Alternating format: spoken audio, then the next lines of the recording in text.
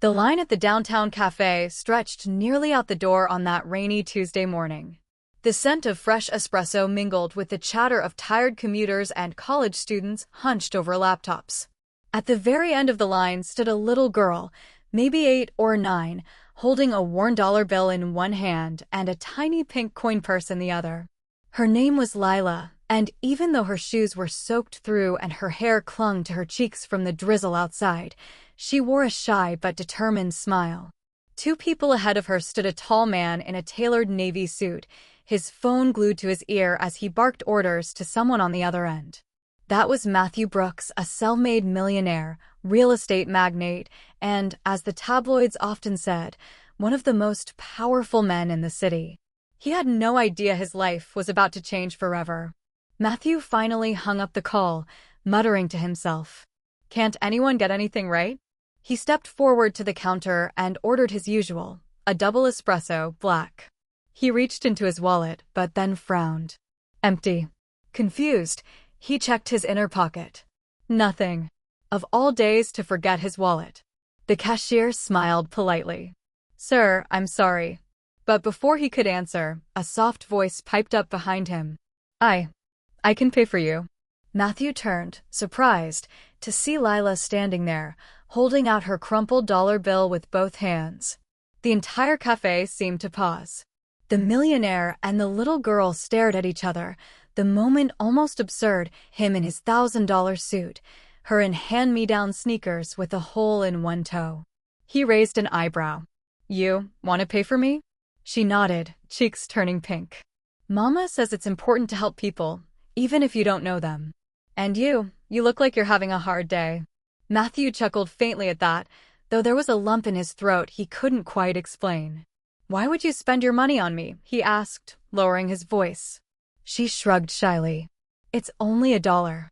But maybe it can make you smile." The cashier, visibly moved, rang up the drink and handed it to Matthew, who found himself speechless for the first time in years. He knelt down to Lila's level. "What's your name, sweetheart?" "Lila," she said softly. "That's a beautiful name," he replied. Then, almost without thinking, he asked, "And what's your mama's name?" She hesitated. Claire Jennings." At that, something inside Matthew froze. Claire. He hadn't heard that name in nearly a decade. When he was young and foolish, he'd fallen in love with a woman named Claire. But his ambition, his ruthless climb to success, had torn them apart.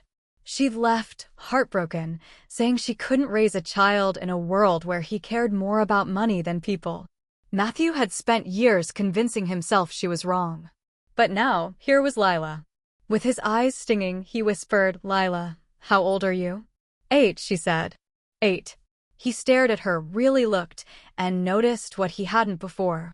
The same hazel eyes. The same dimple on her left cheek.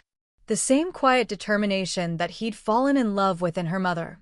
Matthew swallowed hard, the weight of all his choices pressing down on him at once.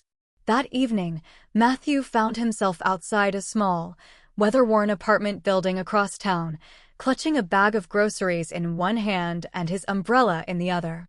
He knocked. The door opened, and Claire stood there, older, tired, but still just as beautiful. She gasped when she saw him. "Matthew." He nodded, his voice breaking. I met someone today. A little girl. She bought me coffee." He smiled through tears. "And I think she changed my life." Claire's hand flew to her mouth, her eyes filling.